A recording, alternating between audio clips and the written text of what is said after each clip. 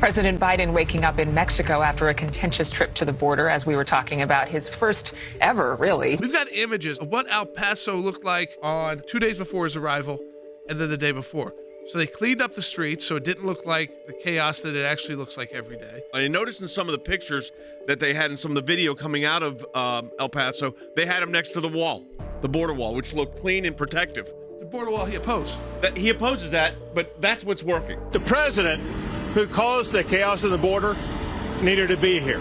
It just so happens he's 2 years and about $20 billion too late. So the first question is, was all of this just a photo op and a talking point because he's about to announce his presidential campaign in a month? Roughly 10 documents marked classified were found inside this former office of President Biden, right across from the U.S. Capitol. This is for 6 years, not 6 months like Donald Trump. And by the way, he's vice president. There's no argument over what declassification powers he had. He had none. Zero powers to declassify. The House Oversight Committee Chairman James Comer writing in a letter to the National Archives, the National Archives learned about these documents days before the 2022 midterms and did not alert the public. I was briefed about this discovery and surprised to learn that there were any government records that were taken there to that office. Joe Biden says he's surprised. Now, here's where I don't give him the benefit of the doubt on the surprise.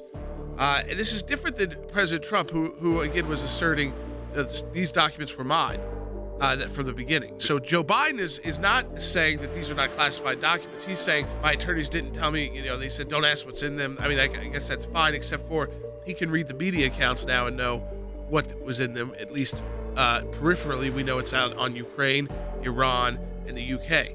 And what makes me more suspicious here is all of his dealings in Ukraine. And he was in Ukraine. And his son's dealings in Ukraine, and Burisma, and being in Ukraine just before he was out as vice president. 3 days before he was done as vice president, he traveled to Ukraine. Biden kept classified information at the Biden Center. But the Penn Biden Center didn't open until 2018, and Biden left office in 2017. So where did these classified documents live for a year? They went somewhere before they went to Penn. And so we need to know, are there other documents that are in those other locations? And why isn't the FBI immediately raiding the Biden home in Delaware to figure out, are there documents still left behind? We do know that somehow someone put classified documents into the Penn Biden Center, where there are no individuals who are authorized to handle classified information. Nobody gets to keep classified documents in a place they're not supposed to be. And the fact that they were there, and the president says he doesn't know how the heck they got there, we'll see what that story ultimately turns up. Just days after the White House confirmed classified records were found at Biden's former D.C. office last November before the midterm elections. Sources say after that first batch of about 10 documents was found, aides began searching for more documents, leading to this second discovery. More documents, classified documents, have been found. This time, not, by the way, at the same office in Washington, D.C., the Biden pin sitter in the closet with the lock.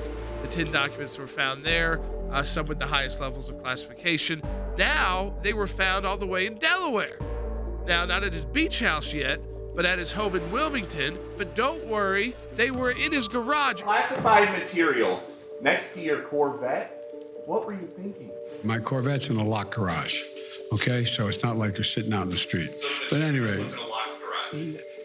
Yes, as well as my Corvette. He said, don't worry, though.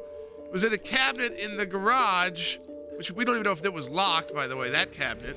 And he keeps that garage locked, not because there's classified documents there, but because he's got a 1960s Corvette. Also, we know that there was another classified document found in a room adjacent to the garage. Right. So where are they? Like, spread out all over everywhere Joe Biden's ever had a personal location? Possibly. They said they didn't find any in his beach house.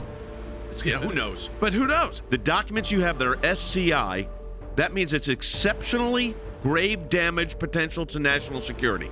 So this is really serious. Then his defense is it's in a garage next to his house or part of his house. But then there's also documents found in the room. But you know what? There's not any. There's no FBI Mr. Whoever's at your house, we've got a little message here from the Department of Justice. That's absent because they're cooperating. Well, you know what? In the previous administration, they were going back and forth too. It wasn't like it wasn't happening. The FBI came down to Mar-a-Lago and said, we'd like you to put a lock on that secured spot, and they did. Right. This is nonsense. It's a double standard. By the way, I don't think either one of these should be criminal cases. You know what Merrick Garland needs to say? Everybody give up your documents, please. Get your documents back to the National Archives, and let's not do this again.